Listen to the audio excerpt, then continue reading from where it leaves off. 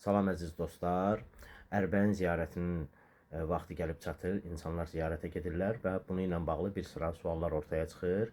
O suallardan biri budur ki, bir adamın borcu varsa, o ziyarətə gedə bilər ya yox. Əgər borcun ödəmə vaxtı çatıbsa və insan onu ödəməyə imkanı varsa, əvvəlcə borcunu ödəməlidir. Vacibdir özdə borcu ödəmək. Bu halda müstəhəb ziyarətə pul xərcləyib borcu gecikdirmək düzgün deyil. Borcun ödəmə vaxtı çatmayıbsa, onda və yaxud borc sahibi sizə möhlət veribsə ki, eyb yox, get gəl verərsən, ziyarətə getməyinizdə heç bir maneə yoxdur. Borcun vaxtı çatıb, amma hazırda ödəməyə imkanımız yoxdur. Bu halda borc sahibini vəziyyətinizdən xəbərdar eləyəcəyik, sonra ondan möhlət almağa çalışmalıyıq ki, bizə möhlət ver, gedək gələk, sən borcunu ödəyək.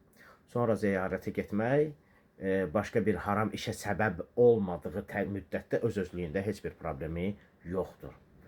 Sonra, əgər o ziyarətə gedəcəyimiz pulla borcumuzu ödəyə biliriksə, fiqh baxımından nə olmalıdır?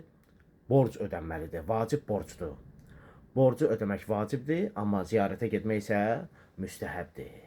Bəs vacibi müstəhəbdən önə salmaq lazımdır. Sağ olun.